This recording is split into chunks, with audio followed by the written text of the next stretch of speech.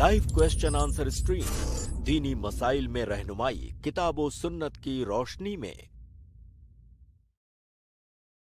अस्सलामु अलैकुम वरहमतुल्लाहि वबरकातुहू। अल्हम्दुलिल्लाहि रब्बिल आलमीन वस्सलातु वस्सलामु अला रसूलिहिल करीम व मन तबिअहुम बिइहसानिन इला यौमिद्दीन, अम्मा बाद। आप तमाम भाइयों और बहनों का इस्तकबाल है हमारी आज की लाइव स्ट्रीम में। अल्हम्दुलिल्लाह आज भी इंशाअल्लाह हमारे साथ शेख मोहतरम फजीलतुद दुक्तूर मोहम्मद नसीम मदनी हफिज़हुल्लाह होंगे।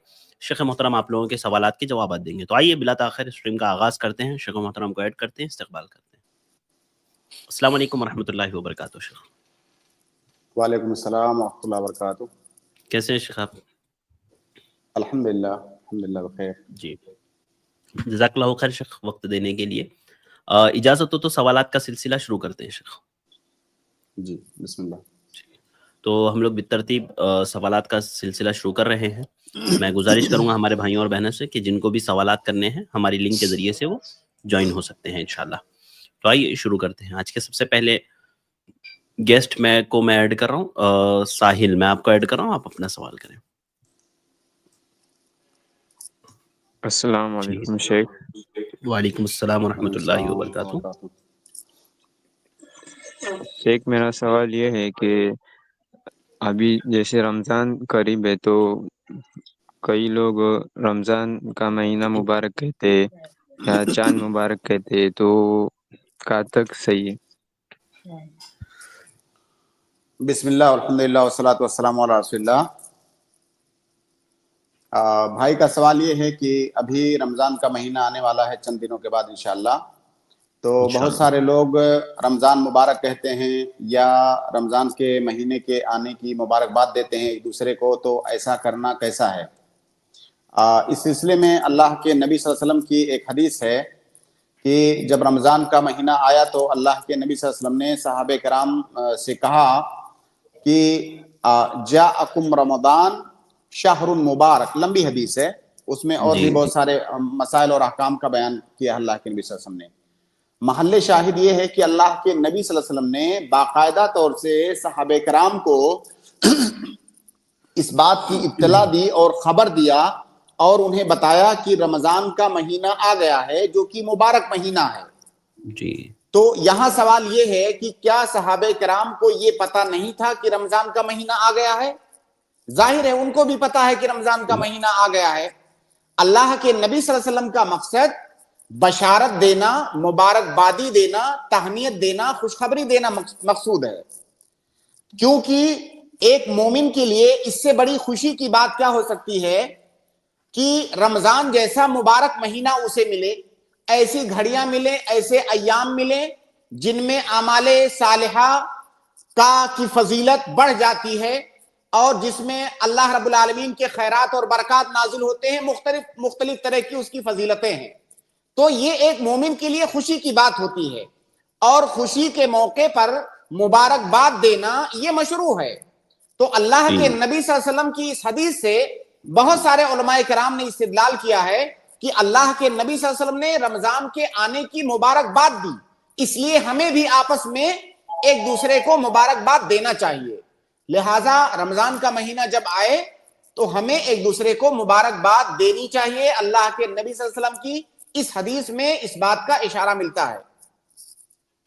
जी जी साहिल भाई। ठीक है शेख, जज़ाकल्लाह। शेख और एक सवाल है कि जी बोलिए। रमज़ान के जो पहले 10 अशरे और फिर उन 10 अशरों से ही लैलतुल क़द्र को तलाश करना चाहिए या आखिर के 10 अशरे में?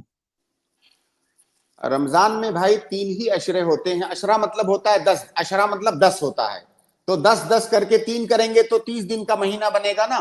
तो रमजान में 3 अशरे होते हैं, पहला अशरा, दूसरा अशरा, तीसरा अशरा। तो लैलतुल क़द्र ये रमजान के आखिरी अशरा में होता है। जो तीसरा अशरा है उसकी ताक रातों में। तो हमें लैलतुल क़द्र को उन्हीं रातों में तलाश करना चाहिए जो आखिरी अशरा की ताक रातें हैं। उस पर इंशाअल्लाह रमजान में हम और भी तफसील से बात करेंगे। बाज उलमाए किराम ने कहा है कि 10 रातों में तलाश करना चाहिए, बाज हदीसों से उन्होंने इस्तिदलाल भी किया है। लेकिन बहरहाल वो ताक रातों में है, इसमें कोई इख्तिलाफ नहीं है। अब वो ताक रातें इब्तिदा से शुमार होंगी कि इंतहा से शुमार होंगी, तो इसीलिए शेखुल इस्लाम इब्न तैमिया वगैरह ने कहा कि पूरे अशरा में تمام راتوں میں اسے تلاش کیا جائے تاکہ اگر طاق رات شروع سے شمار ہو تب بھی ہمیں وہ مل جائے, آخر سے شمار ہو تب بھی ہمیں مل جائے, کیونکہ وہ صرف چند راتوں کی بات ہوتی ہے. تو لیلۃ القدر آخری عشرے میں ہے, لیکن اس کا یہ مطلب نہیں ہے کہ پہلا اور دوسرا جو عشرہ ہے ہم اس میں غفلت برتیں یا اس میں لیلۃ القدر نہیں ہے اس لیے ہم اس کو زیادہ اہمیت نہ دیں. پورا رمضان یہ خیر و برکت کا مہینہ ہے. اللہ کے نبی صلی اللہ علیہ وسلم کی ایک حدیث ہے کہ رمضان کی ہر رات میں وَلِلَّهِ عُتَقَاءُ مِنَ النَّارِ وَذَلِكَ كُلُّ لَيْلَةٍ, رمضان کے بارے میں ہے کہ اللہ رب العالمین رمضان کے مہینے میں ہر رات میں اپنے کچھ بندوں کو جہنم سے نجات دیتا ہے, آزادی دیتا ہے, اور یہ سلسلہ پورے رمضان چلتا رہتا ہے. تو پورا رمضان یہ خیر و برکت کا مہینہ ہے. پورے رمضان میں ہمیں کوشش کرنی چاہیے, خاص طور سے آخری عشرے میں. بہت شکریہ. ٹھیک ہے جی سر, ساحل, جزاک اللہ خیر. بارک اللہ صاحب. اچھا شیخ, اسی میں بعض لوگ سوال کرتے ہیں کہ رمضان کو رمضان کریم کہنا کیسا ہے شیخ؟ دیکھیے, اس میں انشاءاللہ کوئی حرج کی بات نہیں ہے. بہت سارے صفات ایسے ہیں جو اللہ رب العالمین کو بھی ان صفات سے متصف کیا جاتا ہے اور بندوں کو بھی کیا جاتا ہے. جیسے میں آپ کے بارے میں کہوں کہ ارشد بھائی بہت کریم ہیں. کریم مطلب کیا ہوتا ہے؟ کریم مطلب کرم والا, سخاوت والا, کرم کرنے والا, اس کو کریم بولتے ہیں. تو یہ بات غلط نہیں ہوگی. اللہ رب العالمین بھی کریم ہے, لیکن اللہ کے کرم میں اور بندوں کے کرم میں فرق ہے. اللہ رب العالمین کے شان کے جو موافق ہے اس طرح اللہ تعالیٰ کا کرم ہے. ہمارا کرم, ہم مخلوق ہیں, جو ہمارے لیے موافق ہے وہ ہمارا کرم ہے. تو اس میں کوئی حرج کی بات نہیں ہے کہ رمضان کو کریم کہا جائے. یہاں پر مقصود یہ ہے کہ رمضان کا مہینہ خیر والا ہے, برکت والا ہے, ورنہ رمضان کا مہینہ کوئی ذی روح تو ہے نہیں جو ہمارے اوپر سخاوت کرے گا آ کر کے. لیکن وہاں پر جو کریم کہتے ہیں اس کا مقصد یہ ہے کہ اس مہینے میں خیرات اور برکات اللہ رب العالمین کی نازل ہوتی ہیں. اعمال صالحہ لوگ کثرت کے ساتھ کرتے ہیں تو اس کے اندر بھلائیاں زیادہ ہوتی ہیں, تو اس لیے اس کو کریم سے بہت سارے لوگ متصف کرتے ہیں. تو اگر اس کا کوئی غلط معنی نہ مراد لیا جائے تو انشاءاللہ رمضان کریم کہنے میں کوئی حرج کی بات نہیں ہے. جزاک اللہ خیر شیخ, بارک اللہ فیکم. امید ہے بھائی کو جواب مل گیا ہوگا. میں ایم سلیم کو ایڈ کر رہا ہوں, آپ اپنا سوال کریں. السلام علیکم ورحمۃ اللہ وبرکاتہ. وعلیکم السلام ورحمۃ اللہ وبرکاتہ. شیخ, میرا زکوٰۃ کے تعلق سے کچھ سوال ہیں جو کنفیوژن یا کنفرم کرنا ہے مجھے. پہلا سوال یہ ہے کہ سال کے درمیان میں نصاب کم ہو جائے تو کتنا کم ہو, مثلاً 2-4 ہزار روپے ہی کم ہو گیا تو کیا پھر سے اس کو پورا ہونے کے بعد وہ سال شروع کرے گا, کیا کرے گا؟ اور اسی میں ہے کہ حولاً حول کی جو شروع کی یا آخری تاریخ, اس میں تاریخ میں 2-4 دن آگے پیچھے ہو جائے. زکوٰۃ کے وجوب کے لیے میں میوٹ کر دیتا ہوں. جی, زکوٰۃ کے وجوب کے لیے جو شرطیں ہیں بنیادی طور سے 6 شرطیں ہیں, عمومی شرطیں. ہر مال میں الگ الگ جائیں گے تو الگ الگ شرطیں ہیں, لیکن زکوٰۃ کے وجوب کے لیے جو عمومی شرطیں ہیں وہ 6 شرطیں ہیں. اس کو آپ نوٹ کر لیں اور یاد کر لیں, اور ان شرطوں میں سے کوئی ایک شرط نہیں پائی جائے گی تو زکوٰۃ واجب نہیں ہوگی. پہلی شرط یہ ہے کہ مسلمان پر صرف زکوٰۃ واجب ہے. دوسری شرط یہ ہے کہ وہ انسان جو ہے اس مال کا مالک ہو, ایسا نہ ہو کہ اس کی ملکیت ناقص ہو, اس کی ملکیت کامل ہو. تیسری شرط یہ ہے کہ مال ان اصناف میں سے ہو جن اصناف میں زکوٰۃ واجب ہے. چوتھی شرط یہ ہے کہ وہ مال نصاب کو پہنچا ہوا ہو. پانچویں شرط یہ ہے کہ اس مال پر حولان حول گزرے, سال گزرے. حالانکہ سال سے کچھ 3 طرح کے اموال مستثنا ہیں, میں اس تفصیل میں یہاں نہیں جاؤں گا, تو اس پر سال گزرے. چھٹی شرط یہ ہے استقرار النصاب, جس کے متعلق آپ کا سوال ہے. استقرار النصاب کا مطلب یہ ہے کہ جب ہم نے کہا کہ کسی مال پر زکوٰۃ اسی وقت واجب ہوگی جب اس پر سال گزر جائے, تو یہ سال گزرنا اس شکل میں ہونا چاہیے کہ پورے سال وہ مال نصاب کے نیچے نہ آیا ہو، نصاب یا اس کے اوپر رہا ہو، اس کو کہتے ہیں استقرار النصاب۔ فرض کر لیجئے، فار ایگزامپل جیسے نصاب ہے آج کی تاریخ میں 50,000 روپیہ، فرض کر لیجئے اب 50,000 روپیہ آپ کے پاس آج ہے، اب آج کی تاریخ میں وہ روپیہ آپ کے پاس آیا، آج کی تاریخ آپ نے نوٹ کر کے رکھا، 1 مہینے بعد اس میں سے آپ نے 100 روپیہ خرچہ کر دیا، اب 50,000 میں 100 روپیہ کم ہو گیا۔ اس کا مطلب یہ جو حولان حول کا سلسلہ آپ نے شروع کیا تھا، یہ سلسلہ منقطع ہو گیا۔ اب جب دوبارہ وہ رقم 50,000 کو پہنچے گی تو نیا سال پھر سے شروع ہوگا، پیچھے جو گزر چکا ہے اس کا کوئی شمار نہیں ہوگا۔ تو خلاصہ یہ کہ پورے سال وہ مال نصاب کے نیچے نہیں آنا چاہیے، جب بھی وہ نصاب کے نیچے آئے گا تو حولان حول اس کا منقطع ہو جائے گا، اور جب دوبارہ نصاب مکمل ہوگا تو نئے سرے سے اس کا حول شروع ہوگا۔ جی، تو اس میں آپ کے دونوں سوالات کے جوابات آ گئے ایم سلیم بھائی۔ جی شیخ، اور اسی طریقے سے کیا غیر مسلم پڑوسی کو زکوٰۃ وغیرہ دے سکتے ہیں؟ بالکل نہیں، قطعاً نہیں۔ زکوٰۃ کا مال صرف مسلمانوں کے لیے ہے۔ بعض صورتوں میں غیر مسلمین کو دیا جا سکتا ہے، اور بلکہ وہ ایک صورت ہے، تالیف قلب میں، تالیف قلب کی بعض شکلوں میں غیر مسلم آ سکتے ہیں، ورنہ زکوٰۃ کا مال اصلاً یہ مسلمانوں کے لیے ہے۔ غیر مسلموں کی مدد ہم کو کرنی چاہیے، ہماری شریعت نے ابھارا ہے اس بات پر کہ تمام مخلوقات کی مدد کرنی چاہیے، یہاں تک کہ جو انسان نہیں ہیں، جانور ہیں، ان کی بھی مدد کرنی چاہیے، ان کے ساتھ بھی ہمدردی کا سلوک کرنا چاہیے۔ جانور، غیر مسلم تو پھر بھی انسان ہے۔ فی کل کبد رطب صدقہ، کسی بھی ذی روح کے ساتھ اگر ہم بھلائی کرتے ہیں تو یہ صدقہ ہے، تو غیر مسلم کے ساتھ بھلائی ہم کیوں نہ کریں؟ تو غیر مسلم ہمارا جو پڑوسی ہے ہمیں اس کی مدد کرنی چاہیے، لیکن زکوٰۃ کے مال سے نہیں۔ دنیا میں زکوٰۃ ہی اکیلا فنڈ تھوڑی ہے۔ مسئلہ یہ ہے ہمارے یہاں، مطلب بخیلی کا یہ عالم ہے کہ زکوٰۃ کے علاوہ 1 روپیہ ہم اپنی جیب سے نہیں نکالنا چاہتے۔ بھائی ہمارا غیر مسلم پڑوسی ہے، پریشان ہے، بیمار ہے، کوئی بھی اس کو تکلیف ہے، ہمیں اس کی مدد کرنی چاہیے، لیکن زکوٰۃ کا جو فنڈ ہے یہ خاص ہے۔ جیسے مثال کے طور پر ایک ملک ہے، اس کا اقتصاد ہے، الگ الگ کاموں کے لیے الگ الگ فنڈ ہوتا ہے، تو ایک فنڈ کو دوسری جگہ تھوڑی خرچ کیا جاتا ہے۔ اب اگر ایک فنڈ کو دوسری جگہ خرچ نہ کیا جائے تو کسی کے دماغ میں یہ فطور نہیں آنا چاہیے کہ بھائی یہ تو بہت بے رحمی ہے، بڑا ظلم ہے۔ بھائی وہ فنڈ مختص ہے کچھ خاص لوگوں کے لیے، غیر مسلمین کے لیے دوسرا فنڈ ہے، صدقہ کیجئے۔ تو غیر مسلم ہمارا پڑوسی ہے یا کوئی بھی غیر مسلم ہے، اگر وہ پریشان حال ہے تو ہمیں اس کی مدد کرنی چاہیے۔ ہماری شریعت نے اس پر ابھارا ہے، اس پر ہمیں اجر و ثواب کا وعدہ کیا ہے، لیکن جو زکوٰۃ کا فنڈ ہے یہ خاص ہے کچھ لوگوں کے لیے۔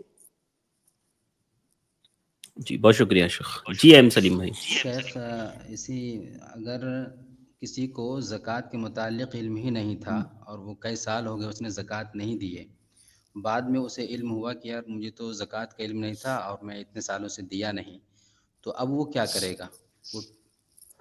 اصول فقہ میں قاعدہ ہے، جی شیخ، الجہل بالحکم عذر والجہل بالنتیجہ لیس بعذر۔ معنی اس کا یہ ہے کہ اگر کسی کو حکم ہی نہیں معلوم ہے تو وہ آدمی معذور ہے، اگر وہ آدمی جاہل ہے تو معذور ہے، لیکن وہ حکم کے سلسلے میں معذور ہے، نتیجے کے سلسلے میں معذور نہیں ہے۔ خاص طور سے اگر کسی چیز کا تعلق بندوں کے حقوق سے بھی ہو، کسی چیز کے ساتھ بندوں کے حقوق بھی جڑے ہوئے ہوں اور وہ آدمی جاہل ہے، نہیں جانتا ہے، بعد میں اسے پتا چلا، تو اس کی یہ جہالت عذر نہیں ہے کہ میں جاہل تھا۔ تو اس قاعدے کی روح سے زکوٰۃ کے اندر بندوں کا حق بھی ہے، اللہ کے حق کے ساتھ ساتھ یہ بندوں کا حق بھی اس کے اندر ہے بہت زیادہ۔ تو اگر کسی آدمی کو یہ نہیں معلوم تھا کہ میرے اوپر زکوٰۃ واجب ہے، جو کہ واجب تھا، اب چونکہ اس سے بندوں کا حق جڑا ہوا ہے، جب اسے معلوم ہوا تو وہ اس حق کی ادائیگی کرے گا، کیونکہ اس سے بندوں کا حق جڑا ہوا ہے۔ جو اللہ کا حق ہے وہ تو معاف ہے۔ اللہ کا حق کیا ہے؟ کہ اس نے تاخیر کیا کیوں نہیں ادا کیا بھائی, تو ہم کہیں گے وہ آدمی جاہل تھا, گنہگار نہیں ہے, یہ اللہ کا حق ہوا, یہ معاف ہے. لیکن اس سے بندوں کا حق جڑا ہوا ہے, یہ معاف نہیں ہوگا.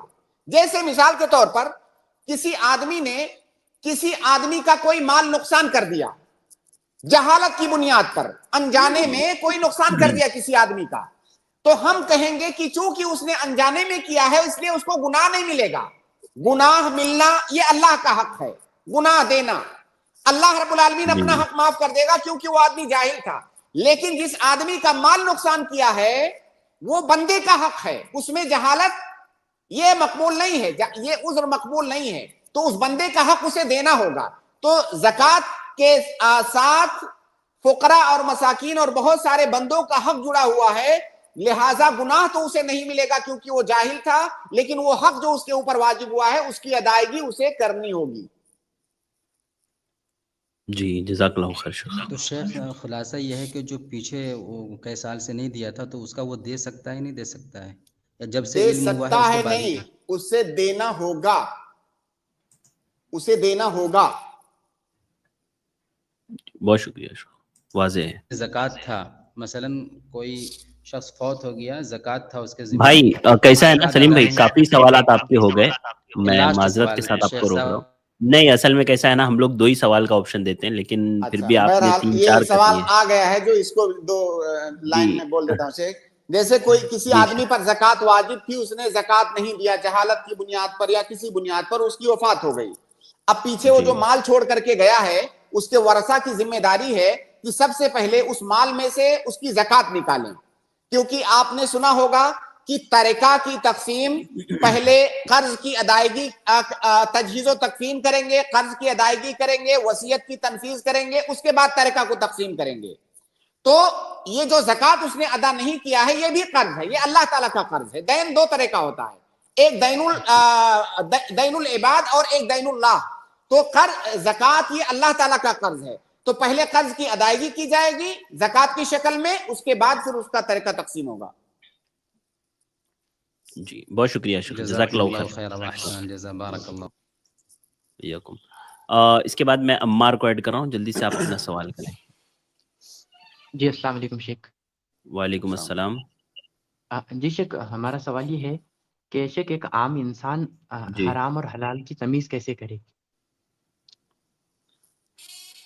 یہ بتائیے ایک عام انسان دنیا میں نفع اور نقصان کی چیزیں کیسے پہچانتا ہے؟ بزنس کرنے جاتا ہے, کوئی چھوٹا موٹا بزنس بھی کرنے جاتا ہے, چھوٹا موٹا, تو پہلے پتہ کرتا ہے کہ میں کیسے کروں تو میرا فائدہ ہوگا, کن چیزوں سے بچوں تو میرا نقصان ہوگا. تو جس طرح وہ اپنے دنیاوی معاملات سیکھنے کی اسے حرص پر وہ حریص ہوتا ہے, اسی طرح اسے چاہیے کہ اپنے دین کا معاملہ بھی سیکھے, وہ دین کے مسائل کو سیکھے, بلکہ اس سے بھی زیادہ ضروری ہے. تو وہ آدمی کب تک عام آدمی بن کے رہے گا؟ اسے جن مسائل کی ضرورت پڑنے والی ہے ان مسائل کو علماء سے سیکھے, یہ اس کی ذمہ داری ہے, یہ چیز آپشنل نہیں ہے. اب وہ بزنس کرنے جا رہا ہے, حلال و حرام سے بچنا چاہتا ہے, حرام سے بچنا چاہتا ہے, حلال کمانا چاہتا ہے. اب اس کے لیے ضروری ہے کہ کوئی قدم اٹھانے سے پہلے کسی عالم سے ملے, اس سے پوچھے, ورنہ آپ کے سوال کا جواب یہ اس طرح دیا ہی نہیں جا سکتا کہ دنیا میں کون کون سی چیزیں حرام ہے اس سے بچے, کون کون سی چیزیں حلال ہے اس کو کرے.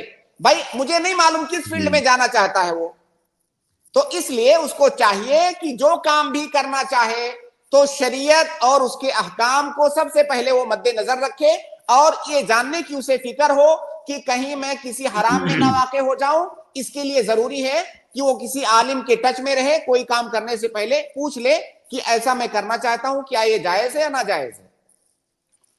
بہت شکریہ. جی شیخ, ہم جو ریتی کا بزنس ہوتا ہے, کھنن کا جسے ہم کہتے ہیں, ہم اس کی بات کر رہے تھے کہ کچھ لوگ ایک رائلٹی بھرتے ہیں تو اس سے ہم ایک ہی ٹرپ لے آ سکتے ہیں, مگر ایک ہی بار لے آ سکتے ہیں. تو ایک ہی ٹرپ سے لوگ 5 بار 6 بار لے آتے ہیں, تو ایک ٹرپ کا بھرتے ہیں اور 5 6 بار کا لے آتے ہیں.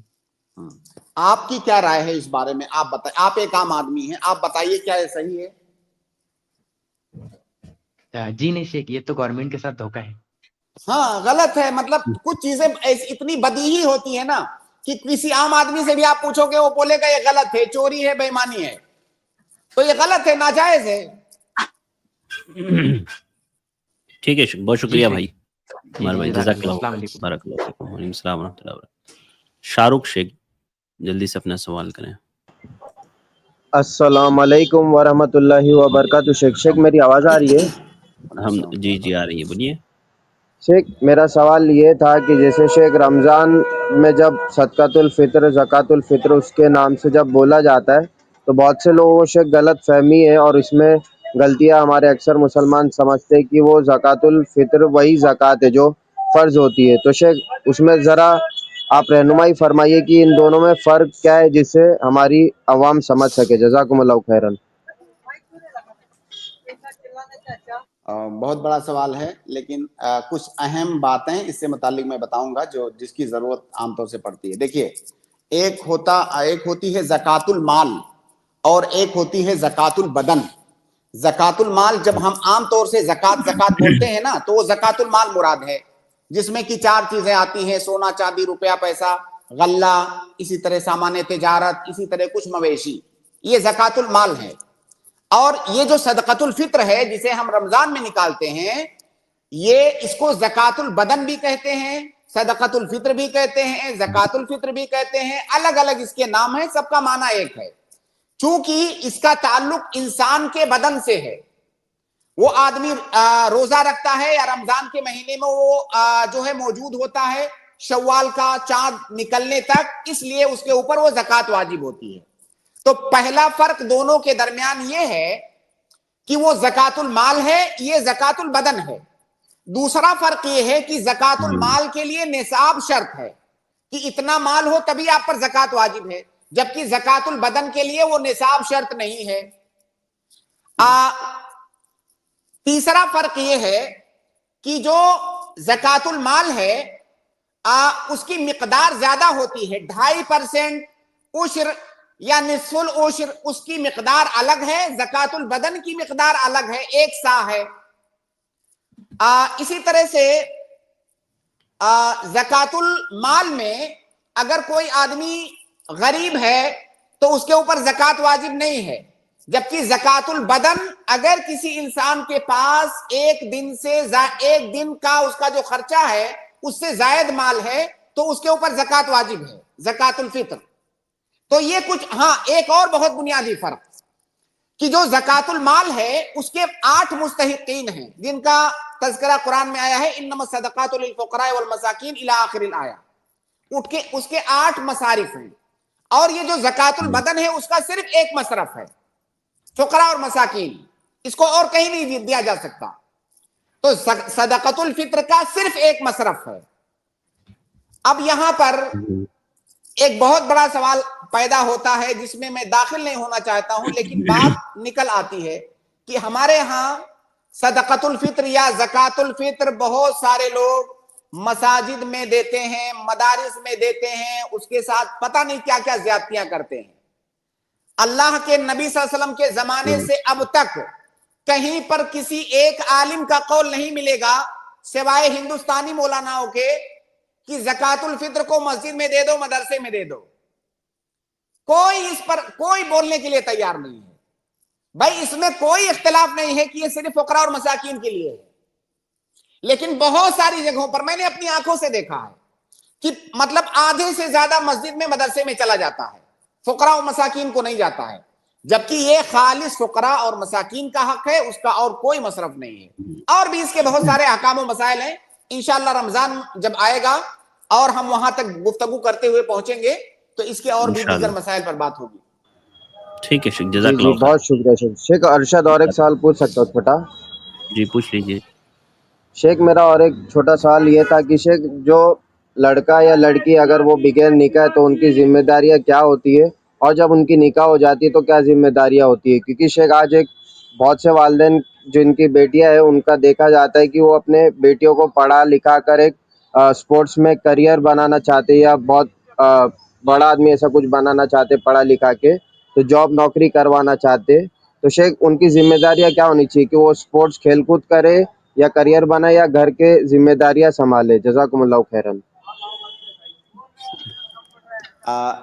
लड़का और लड़की की जिम्मेदारी शादी से पहले और शादी के बाद, यानी आपस एक दूसरे के तय जिम्मेदारी, क्या पूछना चाहते हैं शेख? ये जी जी शेख, और एक मतलब अगर वो बेटी है किसी के तो उनकी जिम्मेदारी क्या होनी चाहिए, और अगर शौहर है तो क्या जिम्मेदारी, मतलब बाहर जाकर कमाना चाहिए या घर की जिम्मेदारियां संभालना चाहिए? मतलब इन शॉर्ट औरत को क्या करना चाहिए शेख? बाहर जाकर के कमाना चाहिए या घर में रह करके घर की जिम्मेदारी अदा करनी चाहिए, वो पूछ रहे हैं भाई। देखिए, औरत का जो क्या है? दायरे अमल है, दायरे कार है, दायरे अमल है, दरअसल वो घर के अंदर है। वक़र्न फी बुयूतिकुन्ना, औरत को कहा गया है कि घर के अंदर वो करार के साथ रहें, घर के अंदर वो मुस्तकर रहें, बाहर उनका दायरे कार बाहर नहीं है। ठीक है, कभी कभी बाज जरूरतों के तहत, बाज हाजतों के तहत, बाज मजबूरियों के तहत बाहर निकलना पड़ता है, तो उसके लिए भी इस्लाम ने आदाब बताए हैं कि औरत कैसे कैसे निकलेगी, इज्जत और इस्मत, इफ्फत और हशमत के साथ वो निकल सकती है बाहर, वरना उसका असल दायरे कार उसका घर है। मर्द का जो दायरे कार है वो घर के बाहर है। मर्द की बहुत सारी जिम्मेदारियां होती हैं भाई, जब से पैदा होता है मरने तक उसका एक रिश्ता थोड़ी होता है, हर रिश्ते में उसकी अलग अलग जिम्मेदारियां हैं। तो आप किसी इंसान के बारे में, उसकी पूरी जिंदगी के बारे में पूछ रहे हैं, उसकी कौन सी, जब वो बेटा होता है तो उसकी अलग जिम्मेदारियां हैं, अब वो फिर शौहर बनेगा अलग जिम्मेदारियां हैं, बाप बनेगा फिर अलग जिम्मेदारियां हैं, अगर कहीं पर नौकरी करता है तो वहां उसके तय उसकी अलग जिम्मेदारियां हैं। अगर किसी खास नुक्ते पर आपका सवाल हो तो उसके बारे में पूछें। जैसे मैं एक इंसान हूं, मेरे इस दुनिया में दसियों हैसियतें हैं मेरी, मतलब मेरी एक हैसियत नहीं है, मेरी दसियों हैसियतें हैं। मैं एक बाप हो सकता हूं, एक शौहर हो सकता हूं, कहीं पर एम्प्लॉय हो सकता हूं, मैं एक दाई हो सकता हूं, मैं एक पड़ोसी हो सकता हूं, हर हैसियत से मेरी अलग अलग जिम्मेदारियां हैं। तो ऐसा जनरल सवाल आप कर रहे हैं कि एक मर्द की क्या जिम्मेदारियां हैं, आप बताइए उसकी जिंदगी के किस हैसियत पर हम बात करें? जी शेख, मैं इसीलिए पूछा था क्योंकि एक मुस्लिम लड़की है, वो कबड्डी खेलना चाहते हैं और उसी में करियर बनाना चाहते हैं, और वो कह रहे हैं उनके वालिद से, बिल्कुल नहीं उनके जायज है। वालिद से भी शेख बात किया मैं, मगर वो इजाजत दे रहे और सुन नहीं रहे। दो टोक में ये नहीं जायज है। तो ऐसे तो डायरेक्ट सवाल किया करें शाहरुख भाई, उससे क्या होता है ना रहनुमाई कैसे मतलब करें, वो आपको नहीं जवाब मान मिल रहे। जाता है। मेरे भाई ऐसा सवाल ना करें कि जिसके लिए किताब दरकार हो, इसको एक लेक्चर में भी नहीं बयान किया जा सकता। जी, मतलब एक एक आदमी की जिंदगी के सैकड़ों पहलू होते हैं, हर पहलू में उसकी अलग अलग जिम्मेदारियां हैं।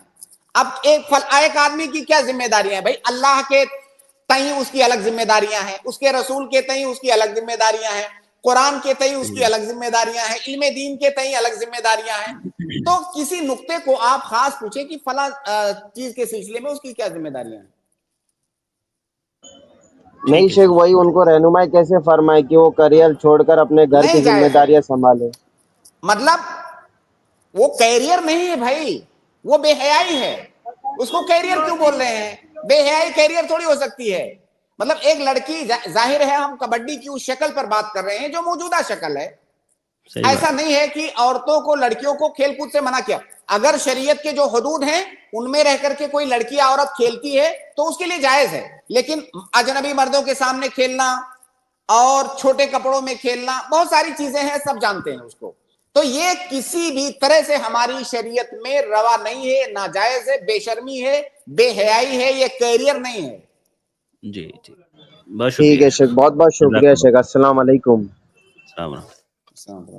इसके बाद मैं अगले गेस्ट को ऐड कर रहा हूँ। मुस्लिम, आप अपना सवाल करें। जी मुस्लिम, मैंने आपको ऐड किया, आप अपना सवाल करें जल्दी से, वक्त कम है हमारे पास, जल्दी से अनम्यूट करें।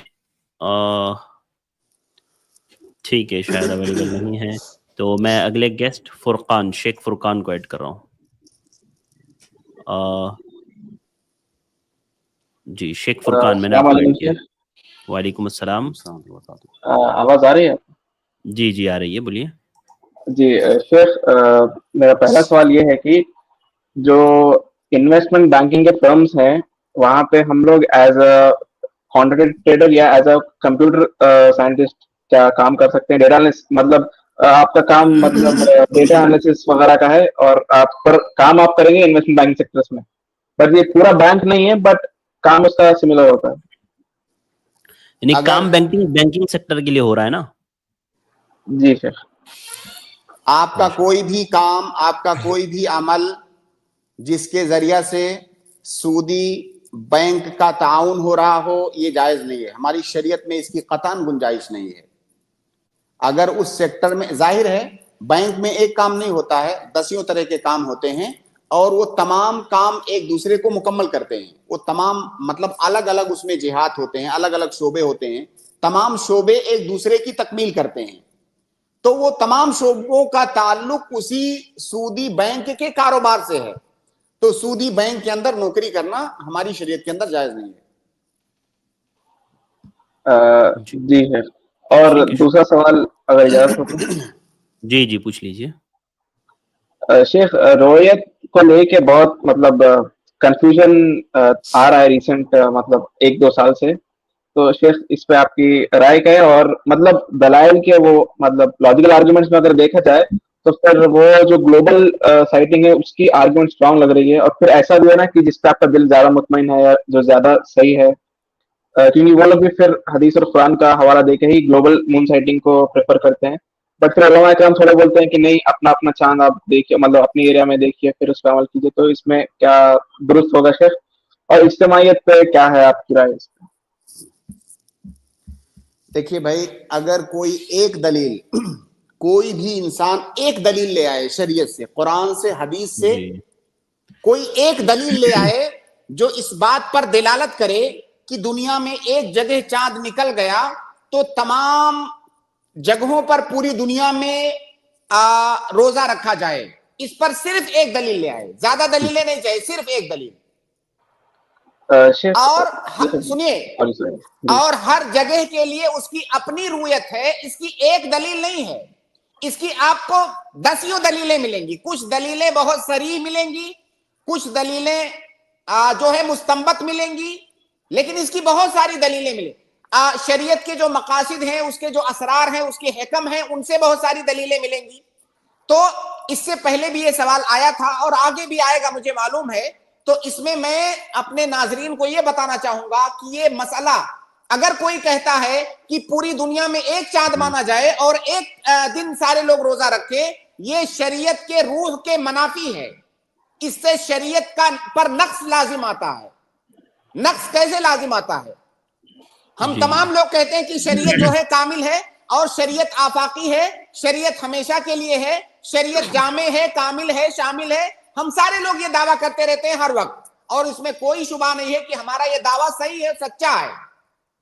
تو جب شریعت یہ کامل ہے, شامل ہے, جامع ہے, اور ہر زمانے ہر مکان کے لیے, تمام طرح کے لوگوں کے لیے ہے, تو آپ بتائیے کہ اب سے 500 سال پہلے یہ کیسے پتا چلے گا کہ دنیا کے فلاں حصے میں, امریکہ میں, یورپ میں یا سعودیہ کے اندر چاند نکلا ہے, ہم لوگ ہندوستان کے اندر روزہ رکھیں؟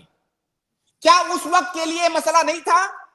شریعت تو وہ ہے جو اللہ کے نبی صلی اللہ علیہ وسلم کے زمانے سے لے کر کے قیامت تک کے لیے ہے. اس کا حکم بدلتا نہیں ہے. اس کا حکم اللہ کے نبی صلی اللہ علیہ وسلم کے زمانے سے قیامت تک کے لیے, بدلے گا نہیں. تو اس لیے شریعت ہمیں کوئی ایسا حکم نہیں دیتی ہے جو زمانے کے ساتھ بدلتا رہے. شریعت بدلتی نہیں ہے. شریعت کے جو اصول ہیں وہ نہیں بدلتے ہیں. تو اگر کوئی آدمی یہ دعویٰ کرتا ہے تو گویا کی شریعت کے کمال پر یا شریعت کے آفاقی ہونے پر وہ قدغن لگا رہا ہے, اس پر سوالیہ نشان کھڑا کر رہا ہے. جی بہت باقی شکریہ. انشاءاللہ کسی دن, انشاءاللہ ابھی رمضان تھوڑا اور قریب آنے دیجئے, کسی دن مکمل ایک اسٹریم رکھیں گے اس پہ انشاءاللہ, اور ان تمام دلائل کا جو سامنے سے دلائل دیے جاتے ہیں ان کا بھی جائزہ لیں گے. اور جو دلائل جو میں اپنا موقف بیان کر رہا ہوں, میرا موقف نہیں, جمہور اہل علم کا یہ موقف ہے, اس کے کیا ادلہ ہیں, انشاءاللہ اس پر تفصیلی بات ہوگی. تو میں ناظرین سے صرف یہ کہنا چاہتا ہوں کہ وہ جو دوسرا قول ہے وہ قابل التفات ہی نہیں ہے. مطلب وہ قول اس قابل نہیں ہے کہ اس کی جانب التفات کیا جائے, توجہ کیا جائے, وہ اس قابل بھی نہیں ہے وہ قول. اور باقی جو یہ دعویٰ کرتے ہیں اتحاد, اتحاد, بھائی اتحاد کرنا تو سارے لوگ عشاء کی نماز ایک ٹائم کیوں نہیں پڑھتے پوری دنیا میں؟ ایک ٹائم بھائی, ابھی تو پوری دنیا میں خبر پہنچ جاتی ہے 1 سیکنڈ میں, ایک ٹائم اذان ہو, سارے لوگ ایک ٹائم نماز پڑھو. مطلب یہ کون سی, مطلب اس کو کیا نام دیا جائے؟ اس کو اتحاد کہتے ہیں. جہاں متحد ہونا ہے وہاں متحد ہو ہی نہیں پا رہے ہو, عبادتوں کے اوقات کو متحد بنا رہے ہو. بھائی ایک شہر کے اندر ضروری نہیں ہے تمام مسجدوں میں عشاء کی نماز ایک وقت میں ہو، ایسا بھی ضروری نہیں ہے. اللہ کے نبی صلی اللہ علیہ وسلم کے زمانے میں بھی ایسا نہیں ہوا. اور آپ چاہ رہے ہو کہ پورے دنیا میں سارے لوگ ایک ہی وقت میں روزہ رکھیں، اور ایک وقت میں روزہ رکھ پانا یہ ممکن ہی نہیں ہے. بھائی سعودیہ کا ٹائم ہمارے ہاں سے 2.5 گھنٹے کا فرق ہے. وہ لوگ 2.5 گھنٹہ پہلے جو ہے ہم لوگ 2.5 گھنٹہ پہلے افطار کرتے ہیں ان سے پہلے. تو کہاں اتحاد ہوا؟ بھائی ہمارے بھائی لوگ ابھی بھوکے ہیں، 2.5 گھنٹے بعد افطار کریں گے، ہم ان سے 2.5 گھنٹہ پہلے افطار کر لیے. کہاں اتحاد ہوا؟ تو عجیب عجیب طرح کے دعوے کیے جاتے ہیں. جی شکریہ جزاک اللہ خیر، بارک اللہ فیکم. بہت شکریہ فرقان بھائی. اس کے بعد میں اگلے گیسٹ کو ایڈ کر رہا ہوں، صابر منگولی. جی السلام علیکم. السلام علیکم. وعلیکم میری السلام. آواز آ رہی؟ جی آ رہی ہے آپ کی آواز. شیخ میں ایک بات پوچھ رہا تھا. میں تو بنگالی ہوں، ہندی میرا اتنا اسٹرانگ نہیں ہے. تو یہاں پر جو ہمارا یہاں پر ایک مسجد ہمارا ہے، یہاں پر الحمدللہ ہم ہدایت ملے ہیں، کئی 20-25 ہم دوست ہیں. تو ابھی ماشاءاللہ تعداد بڑھ رہا ہے الحمدللہ. ابھی تو 1 سال کے اندر 100-200 مسلح ہو گیا الحمدللہ. تو ابھی ایک لوگ چاہ رہے ہیں کہ ایک اسلامک بینک اگر مسلح کے اندر 200-300 بندہ لے کے اگر ایسا کوئی اگر کرے تو ٹھیک رہے گا. مطلب اپنے منتھلی سبسکرپشن دیں گے یا ڈونیشن دیں گے، پھر ایک ایسا سسٹم بنائیں گے جو جس کا ضرورت پڑے گا اس کو ہر مہینے دیں گے ہمارے پیسے سے، اور پھر وہ لوٹا دے گا. ایسا کر سکتے ہیں. آپ کہاں بنگال میں کہاں سے ہیں بھائی؟ کس ڈسٹرکٹ سے؟ مرشد آباد ڈسٹرکٹ. مرشد آباد. ماشاءاللہ، مرحبا، اہلاً وسہلاً. یہ جو بات آپ بتا رہے ہیں بہت اچھی سوچ ہے، بہت اچھی فکر ہے. اگر کہیں کے لوگ ایسا کرنا چاہتے ہیں اور وہاں کا قانون، ملک کا جو نظام ہے وہ اجازت دیتا ہے اس بات کی، ظاہر ہے ہم ایک ملک کے اندر ہیں، ہم ایک نظام کے تابع ہیں، ہمیں اس کے ساتھ ہی چلنا چاہیے. تو اگر اس کی اجازت ہے اور جو قانونی کارروائیاں ہوتی ہیں اس کو کر کے اگر بینک کھولا جا سکتا ہے اسلامی بینک، تو یہ بہت اچھی بات ہے اور یہ بہت اچھا قدم ہوگا. یہ بالکل جائز ہے، بلکہ یہ کار ثواب ہے. جیسے کچھ لوگوں نے ڈونیشن جمع کر کے بینک کھولا، اس میں مان لیجئے 40-50 لاکھ 1-2 کروڑ روپیہ جمع کیا. اب اس روپے سے لوگوں کو قرض دیا جائے گا، قرض حسنہ. یہ کتنی اچھی بات ہے. مطلب اس کی بہت ساری شکلیں ہو سکتی ہیں. ظاہر ہے آپ لوگ جب کھولنا چاہتے ہیں تو اس کا پورا فکرہ، پوری تھنکنگ آپ کے پاس ہوگی، پورا پروجیکٹ کہ ہم کو قرض کیسے دینا ہے، اسے واپس کیسے لینا ہے. تو بہرحال شریعت کے دائرے میں رہتے ہوئے شریعت کے جو اصول ہیں قرض دینے کے، لینے کے، یا کسی کے پاس پیسہ رکھنے کے، اس سلسلے میں شریعت کے جو اصول ہیں ان کی پابندی کرتے ہوئے بالکل آپ لوگوں کو اسلامک بینک کھولنا چاہیے. اگر یہ پہل آپ لوگ کرتے ہیں تو انشاءاللہ اس پر آپ کو اجر بھی ملے گا. تو یہ بہت اچھی بات ہے، بہت اچھا فکرہ ہے. تو انشاءاللہ ہم کوشش کریں گے. دعا کیجیے گا اگر کر پائیں تو انشاءاللہ. بالکل بالکل ضرور. اللہ رب العالمین آپ لوگوں کو کامیاب کرے. جزاک اللہ خیر صابر بھائی. شیخ اور ایک سوال تھا. جی پوچھ لیجیے. مطلب ہمارے مسجد میں جو جمعہ ہوتا ہے تو کبھی کبھی باہر سے بھی امام آتے ہیں تو خطبہ دیتے ہیں. تو ان کا جو مطلب ہاسپٹلٹی جو بولتے ہیں، مطلب اس کو کھلانا، اس کا جو گاڑی کا خرچہ دینا، مطلب ہمارا جو مسجد جو فنڈ ہے اس سے ہی ہم دیتے ہیں. یہ اتنا کیا ہو سکتا ہے دینا؟ مطلب کبھی کبھی شک ہوتا ہے. مسجد کے فنڈ سے ہاں بالکل دے سکتے ہیں، بلکہ اور کہاں سے دیں گے؟ وہیں سے ہی دیں گے. اور کام بھی وہی ہے نا مسجد کا. ہاں دیکھیے، مسجد کا آپ ایک اصولی بات یاد رکھیں ایسے کہ مسجد کا جو بھی فنڈ ہے اس کو کہاں خرچ کریں گے؟ اس کو ہر اس جگہ پر خرچ کر سکتے ہیں جس کا تعلق مسجد کی مصلحت سے ہے. جیسے کہ امام کی تنخواہ، جیسے کہ کوئی آدمی خطبہ دینے آ رہا ہے دور سے، اس کا خرچہ دینا ہے، جیسے کہ مؤذن کی تنخواہ، جیسے کہ اس میں صفائی ستھرائی کرنے پر جو خرچہ آتا ہے, مسجد میں بجلی کا بل آتا ہے, مینٹیننس اور کئی سارے خرچے ہوتے ہیں, تو ہر وہ چیز جس کا تعلق مسجد کی مصلحت سے ہے وہ مسجد کے فنڈ سے آپ خرچ کر سکتے ہیں. ٹھیک ہے, جزاک اللہ خیر شیخ, بہت بہت شکریہ. بارک اللہ فیکم, بہت شکریہ, جزاک اللہ خیر. جزاک اللہ خیر صابر بھائی, اللہ آپ کو جزائے خیر دے. اس کے بعد میں اگلے گیسٹ کو ایڈ کر رہا ہوں. اگلے گیسٹ صلاح الدین انصاری, میں آپ کو ایڈ کر رہا ہوں, آپ اپنا سوال کریں. جی صلاح الدین انصاری, جلدی سے اپنا سوال کریں. جی آپ کی آواز نہیں آ رہی ہے بھائی, معذرت. ٹھیک ہے, شاید بھائی اویلیبل نہیں ہے, تو میں اگلے گیسٹ کو ایڈ کر رہا ہوں. طیب, آپ اپنا سوال کریں. جی السلام علیکم. وعلیکم السلام. جی میرا سوال تھا, دو سوال تھے. سوال جی تو بولیے. کئی ہیں پر آپ مجھے ایڈی نہیں کرتے ہیں. جی تو آپ کو صحیح سوال کے آپ کو اجازت دے دیں گے تو 8 سے 9 آپ ہی کے ساتھ بیٹھنا پڑے گا, پھر دوسرے صرف بہت سامعین بن جائیں گے. چلیے فرمائیں, 2 سوال آپ پوچھ لیں جلدی سے, شارٹ میں. جی عصر کی نماز میں امام صاحب کے پیچھے میری 3 رکعت رہ گئی تھی. جی میں نے سیکنڈ رکعت کے لیے کھڑا ہوا, سجدہ کر کے پھر سے کھڑا ہو گیا. مجھے بیٹھنا چاہیے تھا, پھر میں سجدہ کر کے بیٹھا, پھر فورتھ رکعت کے لیے کھڑا ہوا, پھر میں نماز مکمل کری. یہاں پر غلطی ہوئی بیٹھنے میں, تو نماز ہو گئی. آپ سے نماز کے اندر کمی ہوئی, آپ نے تشہد نہیں کیا.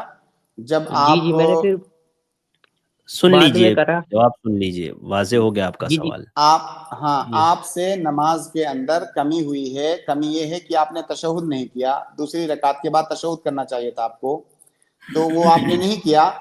اب جب آپ کی نماز ختم ہوگی تو سلام پھیرنے سے پہلے آپ 2 سجدے سہو کر لیجئے گا, اس کے بعد سلام پھیریے گا. جی ٹھیک ہے شیخ. مجھے علم جی نہیں تھا کہ کیسے پڑھتے ہیں وہ نماز. اب تو وہ ہو گیا نا. سجدہ تو اب کافی ہے.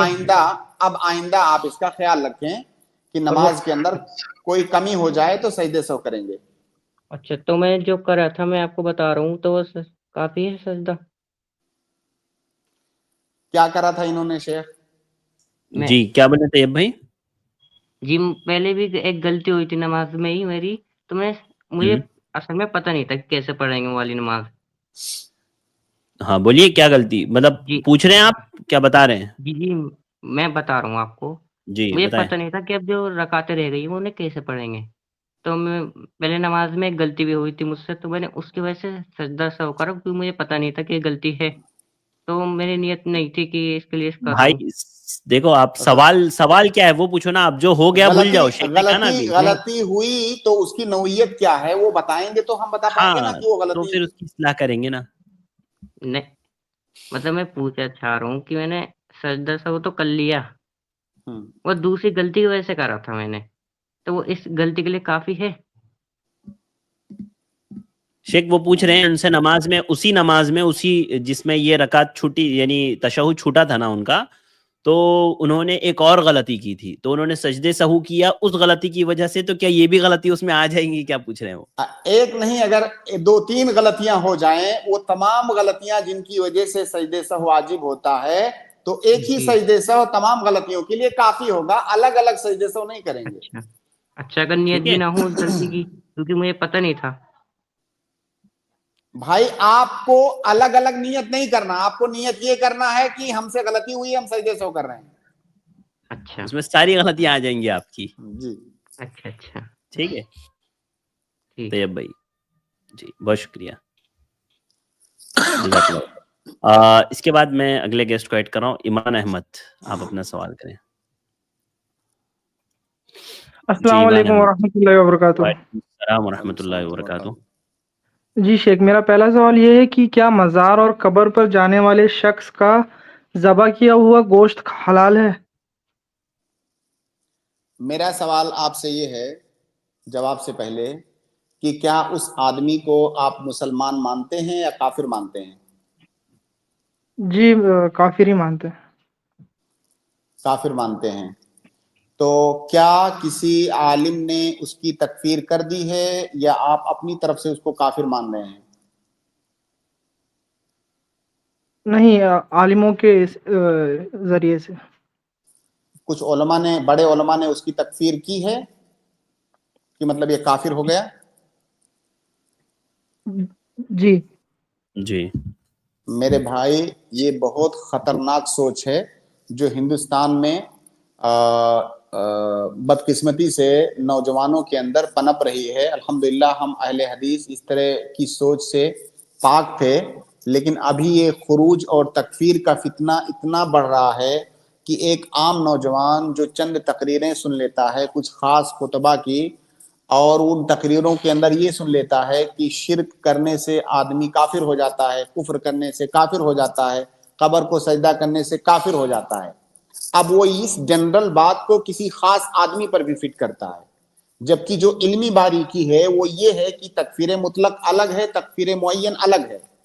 کسی خاص آدمی کی تکفیر کرنے کے لیے کچھ خاص شروط ہیں جن کی رعایت کرنا ضروری ہے, اور یہ کام علماء ہی کر سکتے ہیں. اس آدمی پر حجت قائم کرنا, ہو سکتا ہے وہ مقلد ہو سکتا ہے اس کے پاس تعویل ہو سکتا ہے اس کے پاس شبہہ ہو سکتا ہے وہ آدمی جاہل ہو. ان تمام چیزوں کے سلسلے میں پہلے اس پر حجت قائم کر دیں گے, اس کے بعد پھر علماء کا کام ہے, بڑے علماء, ایسے کوئی بھی چلتا پھرتا آدمی نہیں, وہ اس کی تکفیر کریں گے.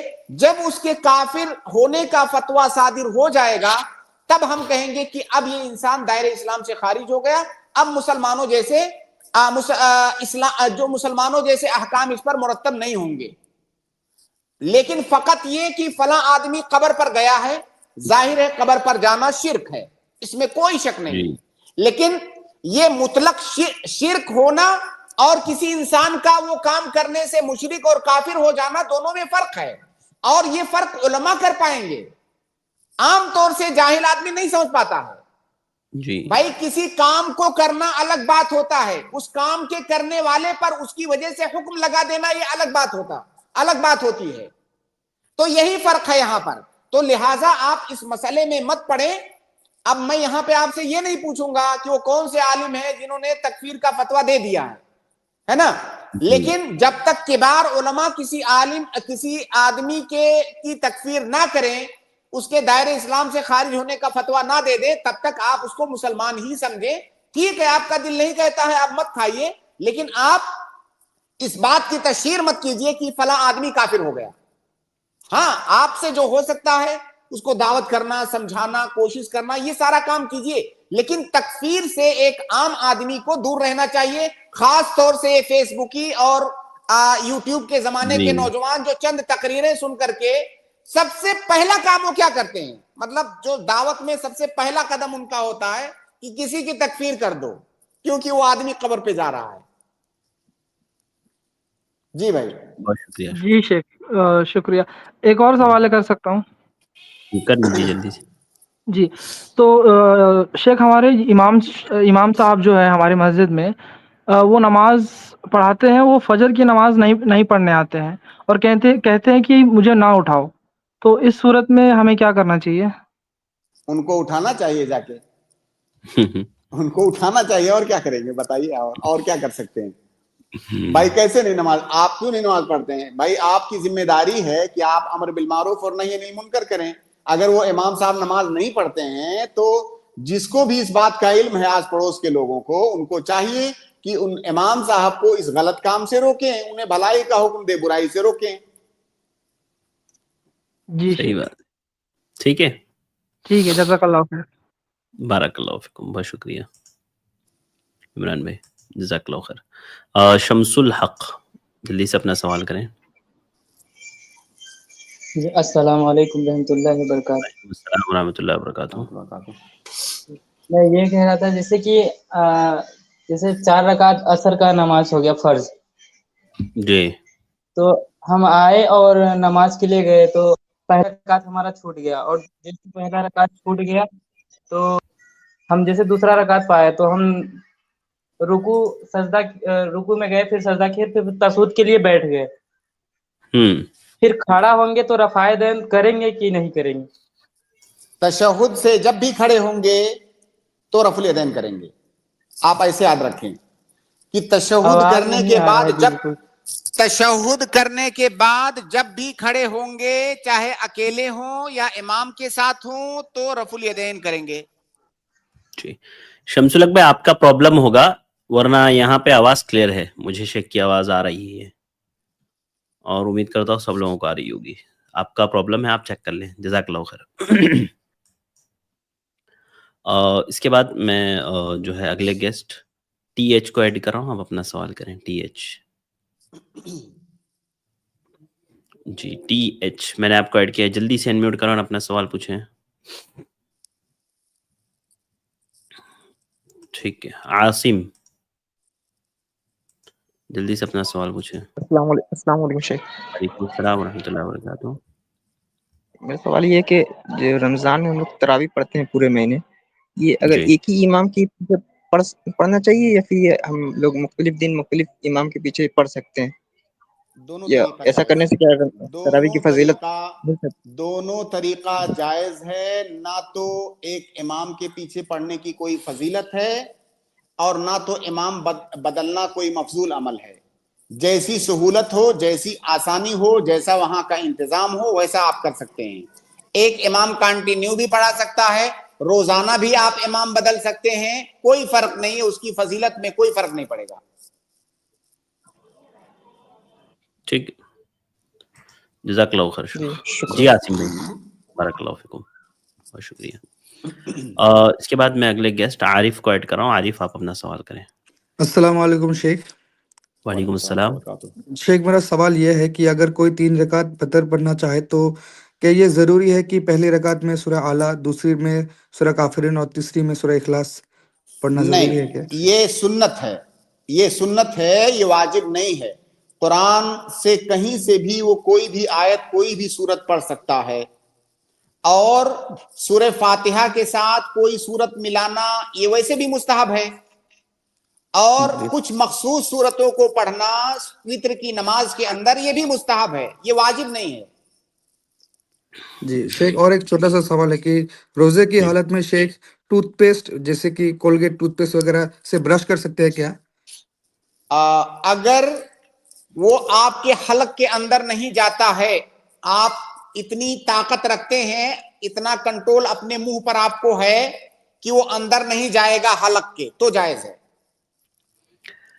जैसे शेख अभी कुछ इसमें एक सवाल ये भी है ना शेख कि कुछ टूथपेस्ट अभी ऐसे आते हैं ना कि वो मतलब माउथ फ्रेश होते हैं, जब आप उससे करो ना तो ठंडक महसूस होती है, अंदर कुछ जाता तो नहीं है लेकिन हलक से लेकर के मतलब पूरा अच्छा ठंडक महसूस होती है उसमें। अच्छा ठीक है जी, मेंथोल होता है इसमें। ठीक है ठीक है जी। मान लीजिए कोई आदमी अपने पेट पर बर्फ की सिल्ली रख रहा है रमजान में, तो अंदर ठंडक महसूस होगी कि नहीं? हाथों में होगी ना? जी बिल्कुल। तो क्या इससे उसका रोजा टूटेगा? भाई रोजा टूटने के लिए कुछ उसूल हैं, मैं आपको उसमें खाने पीने की चीजों से मुतालिक जो है वो उसूल बता देता हूं, उसको आप याद रखें। रोजा तो कई चीजों से टूटता है ना, एक उसमें से खाना पीना भी है। खाने पीने का इतलाक किसी चीज पर कब होगा?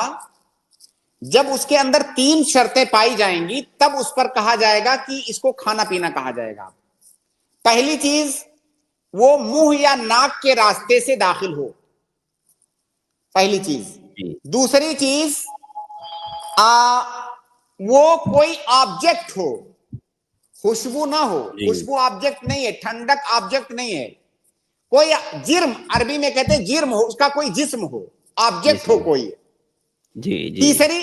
तीसरी चीज ये कि हलक से वो तजावुज करे, मतलब नीचे तक जाए, ऐसा नहीं कि मुंह में गया बाहर आ गया, वो हलक से तजावुज करे। ये 3 चीजें हुई। चौथी एक चीज और ऐड कर लीजिए इसमें। चौथी चीज ये है कि उससे बच पाना ये हमारे लिए मुमकिन हो। अगर उससे बच पाना नामुमकिन है तब भी वजू नहीं टूटे, रोजा नहीं टूटेगा। रोजा नहीं टूटेगा। तो ये 4 शर्तें जब पाई जाएंगी तब कहा जाएगा कि खाने पीने का इतलाक इस पर हो रहा है, इससे रोजा टूट जाएगा। जैसे आप सड़क पे चलते हैं, बहुत सारे शहरों में, खासतौर से हमारे यहाँ हिंदुस्तान में धूल मिट्टी बहुत ज्यादा होती है, मतलब पूरा आपका फेफड़ा जो है धूल से भर जाता है, तो अंदर जाता है ना वो मुंह के रास्ते, लेकिन क्या आपका इख्तियार है? उस पे नहीं है। اسی طرح آپ کوئی خوشبو کے پاس سے گزرے ہیں تو کیا خوشبو اندر جاتی ہے کہ نہیں جاتی ہے، لیکن اس کا کوئی آبجیکٹ نہیں ہے. تو یہ چاروں شرطیں جب پائی جائیں گی تو کہا جائے گا کہ یہ کھانا پینا ہے. اب آپ کہہ رہے ہیں کہ مینتھول ہوتا ہے، اس کی ٹھنڈک محسوس ہوتی ہے، تو ٹھنڈک کوئی آبجیکٹ نہیں ہے، کوئی جرم نہیں ہے اس کا. صحیح بات ہے، بہت شکریہ، جزاک اللہ خیر. واضح جواب ہے، الحمدللہ، بہت شکریہ عارف بھائی، جزاک اللہ خیر. جزاک اللہ خیر شیخ وقت دینے کے لیے. چونکہ وقت ہو گیا ہے تو یہیں پر اسٹریم کو ختم کرتے ہیں، انشاءاللہ پھر ملاقات ہوگی. بارک اللہ فیکم. السلام علیکم ورحمۃ اللہ وبرکاتہ. اس کے بعد میں اپنے تمام بھائیوں اور بہنوں کا شکر گزار ہوں. الحمدللہ آپ لوگ جڑے رہیں اور اپنے سوالات کی امید کرتے ہیں آپ کو تشفی بخش جوابات ملے ہوں گے. آج کے لیے بس اتنا ہی، مجھے دیجیے اجازت، انشاءاللہ پھر ملاقات ہوگی. السلام علیکم ورحمۃ اللہ وبرکاتہ.